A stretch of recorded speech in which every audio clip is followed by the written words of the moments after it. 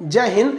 देखिए, दुनिया का सबसे बड़ा अगर महासागर ओशियन की बात करेंगे तो वो तो प्रशांत महासागर है, पैसिफिक। लेकिन सबसे बड़े अगर सागर की बात करेंगे तो साउथ चाइना सी है, दक्षिणी चीन सागर। दक्षिणी चीन सागर पर एक नक्शा बना था जो 1951 में चाइना में बना हुआ था। उस नक्शा में एक 9 रेखाएं खींची गई थी जिसका नाम था 9 डैश लाइन। चाइना कहता है कि ये सागर नहीं है बल्कि ये मेरे देश का हिस्सा है। मतलब पूरी दुनिया के लिए कानून अलग, इन गधों के लिए अलग कानून है। मतलब वो सागर नहीं, वो मेरे देश का हिस्सा है। यानी ये जो 9 डाइस लाइन है इसके अंदर की सारी चीजें उसकी है। यानी इसके अंदर जो आइलैंड है ये चाइना के हैं, इसके अंदर जितना पेट्रोल है वो चाइना का है। यहाँ इंटरनेशनल रूल नहीं लग सकते, ये चाइना का कहना है। 9 डैश लाइन को चाइना अपना संप्रभुत्व दिखाता है, सोवर्निटी की, यहाँ तक मेरा है।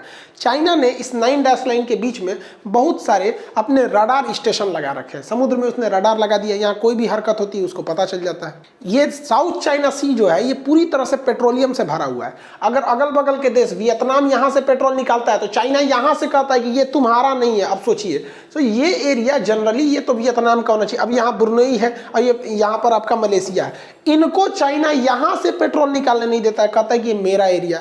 हद है यहाँ पे। और इसने क्या कर रखा है, वहाँ पर बीचों बीच में इसने कई जगह पे आर्टिफिशियल आइलैंड बना रखे हैं। यहाँ बालू फेंक फाक के अपना आर्टिफिशियल आइलैंड बना के यहाँ एयरपोर्ट वगैरह सब बना लिया, नेवी का बेस, एयरफोर्स वगैरह सब बना दिया।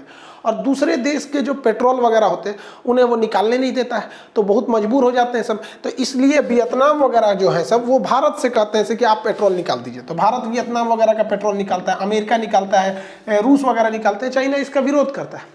अभी चाइना जो है, डोनाल्ड ट्रंप हार चुके हैं चुनाव, जो बाइडेन चाइना के खिलाफ उतना जाएंगे नहीं। तो 2017 में इसने एक नियम बनाया था जिसका नाम था कोड ऑफ कंडक्ट। यानी उसने कहा था जिस तरह से चुनाव में आचार संहिता लगती है ना, वैसे ही यहाँ पर दक्षिणी चीन सागर में आने से इस 9 डाइस लाइन के अंदर एक आचार संहिता लगेगा जिसका डिसाइड चाइना करेगा। और धीरे धीरे ये छोटे मोटे देशों से मनवा रहा है, इनको लालच दे रहा है कि भाई अगर तुम इसको मान लोगे तो तुम्हें कुछ पेट्रोल निकालने देंगे। और बाकी के देश जो हैं वो चुप बैठे हैं। भारत को इसका पुरजोर तरीके से विरोध करना चाहिए, जबकि भारत बड़ा सॉफ्टली विरोध कर रहा है। भारत का कहना है कि भैया जो भी नियम यहाँ लगेगा वो यूएन के नियम के हिसाब से लगेगा। अरे भाई भारत, आपका दिमाग कहाँ जा रहा है विदेश मंत्रालय का? जो नियम यूएन के हिसाब से लगेगा तो फिर नियम बनेगा क्यों? यूएन का ऑलरेडी पूरी दुनिया के लिए नियम लगा है कि कोई भी देश अपने समुद्री सीमा से 200 नॉटिकल मील तक ही पेट्रोल को निकाल सकता है। उस हिसाब से भारत का ये वाला एरिया आ जाता है जिसे हम लोग एक्सक्लूसिव इकोनॉमिक जोन EEZ कहते हैं। ये 200 नॉटिकल मील तक आता है। तो चाइना को ये कहां से ये मिल जा रहा है? यहाँ पे 1200 नॉटिकल मील का ये एरिया। भारत को इसका कड़ा विरोध करना चाहिए, और विरोध जो है ना दूसरे तरीके से करना चाहिए। भारत को भी कहना चाहिए कि जो हिंद महासागर है, ये इंडियन ओशियन में भी वो एक कोड ऑफ कंडक्ट लाएगा जो भारत के हिसाब से रहेगा। और हमारा कोड ऑफ कंडक्ट बहुत सिंपल रहेगा, जैसा दक्षिणी चीन सागर में कोड ऑफ कंडक्ट रहेगा ना वैसे ही मेरा रहेगा। तो भैया हमने तो पूरा का पूरा उठा के फेंक दिया चाइना के ऊपर से, तो आराम से समझाने पर वो नहीं समझेगा। और अगर हम छोड़ देंगे ना तो ये सारे देश को धीरे धीरे गुलाम बना लेगा। और जो RCEP देख रहे हैं ना, जिसका कल वीडियो बनाए थे, धीरे धीरे चाइना कहेगा कि RCEP के जितने 15 देश है ना उस पर मेरा अधिकार है। कोई ठीक नहीं है इसका। तो जो है इसको प्यार से समझाने पे नहीं समझेगा। और चाइना ने एगो नया खुलासा कर रहा है। चाइना के एगो प्रोफेसर है जो इंटरनेशनल रिलेशन के यूनिवर्सिटी में क्लास लेते हैं। उनका कहना है कि अगस्त के महीने में चाइना ने एक कांड कर दिया। कांड क्या किया कि भाई साहब, ये पैंगसो लेक है, इसके नॉर्दर्न एरिया को ये फिंगर कहते हैं। ये वाला फिंगर, ये फिंगर 8 है और ये फिंगर नंबर 1 है। यहाँ 4 फिंगर तक भारत का कहना है कि मेरा पूरा फिंगर 8 तक है, जबकि चाइना का ऐसा नहीं है। चाइना पहले कहाँ था? चाइना श्रीजित कॉम्प्लेक्स तक था और यहाँ पर खुरनाक वैली तक था। तो ये खुरनाक फोर्ट तक चाइना था। यहाँ से यहाँ चाइना अचानक यहाँ आके बैठ गया।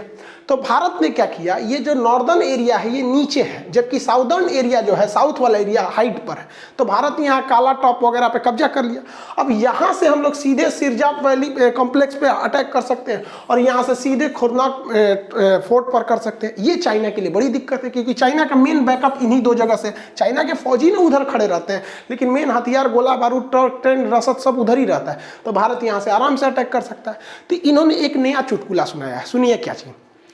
अगस्त के महीने में इन लोगों ने एक डायरेक्ट एनर्जी वेपन बनाया था जिसको माइक्रोवेव कहते हैं। ये बहुत ज़्यादा हीट उत्पन्न कर देता है, त्वचा जलने लगती है। जिस तरह माइक्रोवेव ओवन आता है ना, उसमें खाना गर्म कर वैसे जलने लगता है। इनका कहना था कि इन्होंने पूरी पहाड़ी को गर्म कर दिया। पूरी पहाड़ी को। भाई साहब पूरी पहाड़ी को गर्म करने के लिए इतना छोटा सा माइक्रोवेव नहीं आएगा, ये डायरेक्ट ही किसी चीज़ को गर्म कर सकता है। तो इनका कहना है कि इससे हम लोगों ने गर्म कर दिया, जिससे भारतीय सैनिक पीछे चले गए, फिर हम लोग वहाँ पे जाके चढ़ गए।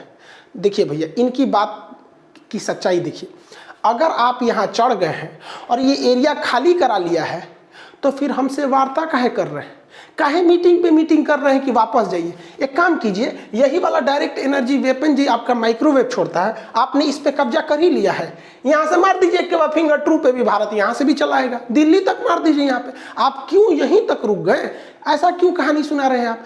दूसरा कि भाई आपके पास अगर इतना हैवी वेपन रहता जो पूरे पहाड़ को गर्म कर सकता था, वो भी लद्दाख जैसे ठंडे एरिया में, तो इतने छोटे ट्रक पे तो लगेगा नहीं। इतने छोटे ट्रक पे डायरेक्ट सामने आना चाहिए, क्योंकि नाम है इसका डायरेक्ट एनर्जी वेपन, ये डायरेक्ट लगेगा तभी तो पहाड़ में आदमी पीछे छुप जाएगा, अगर जलन वगैरह होता भी है तो पीछे छुप जाएगा। तो इनका कहना ना पूरे पहाड़ में गर्म हो गया था। भाई पूरा पहाड़ गर्म हो गया तो गल काहे नहीं गया। एक से एक कहानी सुनाते हैं लोग। चाइना का टोटल गेम जो है ना प्रोपोगेंडा पे रहता है। वो पंजाब के सिख सैनिकों को पंजाबी गाना सुना रहे थे और कह रहे थे कि ठंड में भारत वाले तुम्हें खाना खाने के लिए नहीं देंगे। देखो सोचो वहाँ पे यहाँ पे पूरा बढ़िया से बजाएगा सब वहाँ सिख रेजिमेंट वाला, अभी बिहार रेजिमेंट वाला ठोका था, सब बढ़िया से भुला गए यहाँ पर। अब ये कहते हैं, ये मनोवैज्ञानिक दबाव बनाते हैं, उल्टा सीधा कहते हैं कि वापस चले जाओ। अब एक बात बताइए, अगर ये यहाँ पर मान के चलिए कि आया ही था, ये डायरेक्ट एनर्जी वेपन दिया भी था, तो आप बताइए जिस समय स्टैंड ऑफ चल रहा था तो चाइना के एक एक तंबू, एक एक आदमी पर हमारे सैटेलाइट जो थे वो नजर रख लिए थे, एक एक रिपोर्ट दिया जा रहा था कि कौन कहाँ पर है। तो वो सैटेलाइट क्या आंख बंद कर लिए थे जब उनका डायरेक्ट एनर्जी वेपन आया था तो वहां पर, और हमारी सेना ने तो आज तक कहा भी नहीं था इस बात को, ना ही चाइना ने। और अगर आया रहता तो वार्ता क्यों होती। इसका मतलब अभी तक वहां पर स्टैंड ऑफ है, तभी तो हम लोग में आज भी मीटिंग चल रही है। अगर ये एनर्जी वेपन मार दिए रहते तो वहां कोई रहता ही नहीं, फिर वार्ता करने की क्या जरूरत थी। क्योंकि भारत और चाइना के बीच में 96 में ही समझौता हो गया था हम लोग के बीच में कि हम लोग एक दूसरे पे गोली नहीं चलाएंगे यहाँ पर। अब देखिए एक और गलती कैसे पकड़ा है, चाइना ने अपना एक एयरफोर्स का जहाज वहाँ पर पाकिस्तान में भेज दिया, पीओके में। पीओके के स्कर्दू एयरपोर्ट पे जब वो जहाज उतरा ना तो हमारे सैटेलाइट उसको इमेज में पकड़ लिया यहाँ पर, और चाइना को बता दिया कि देख तुम्हारा एगो जहाज पाकिस्तान में, मतलब तुम्हारा जहाज अगर पाकिस्तान में है तो हम पकड़ सकते हैं। उसका 2 छोटा छोटा जहाज चेंगडू J-20 यहाँ पर मिग 21 का मॉडल है ये, यहाँ पर इसको पकड़ लिया सैटेलाइट वालों ने, चाइना को खुद बता दिया।